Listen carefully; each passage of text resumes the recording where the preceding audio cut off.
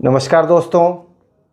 अब मैंने निर्णय लिया है कि प्रत्येक रविवार को आप लोगों के लिए एक प्रेरणादायक कहानी लेकर के आऊँगा और नियमित रूप से कहानी सुनाऊँगा।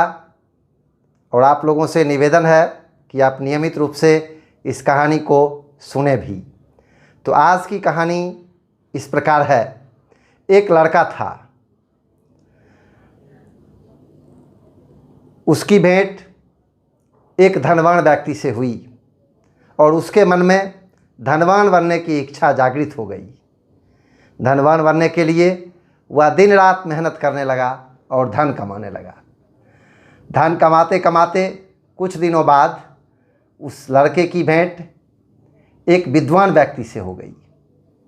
अब उसके मन में विद्वान बनने की इच्छा जागृत हो गई और वह कमाना धमाना छोड़कर दिन रात पढ़ाई में लग गया, पढ़ने लगा।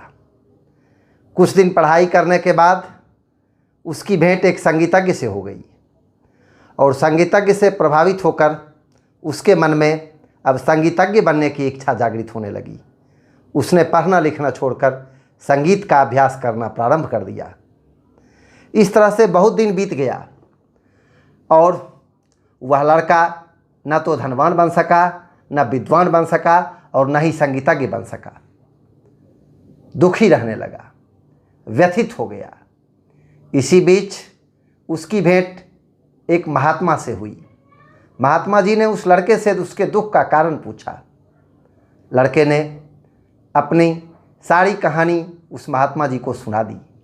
महात्मा जी ने कहा, देखो बेटा, इस संसार में बहुत सी चिकनी चीज़ें दिखाई देगी। तुम जहाँ जाओगे वहीं कुछ न कुछ आकर्षण दिखाई देगा, लेकिन उस आकर्षण में नहीं फंसकर एक निश्चित उद्देश्य को लेकर ज़िंदगी में आगे बढ़ना चाहिए। अगर एक निश्चित उद्देश्य को लेकर ज़िंदगी में आगे नहीं बढ़ोगे तो तुम कहीं न कहीं उलझते रह जाओगे। इस कहानी से हमें क्या शिक्षा मिलती है दोस्तों? इस कहानी से हमें शिक्षा मिलती है कि हमें जो भी करना है वह पहले निश्चित कर लेना चाहिए।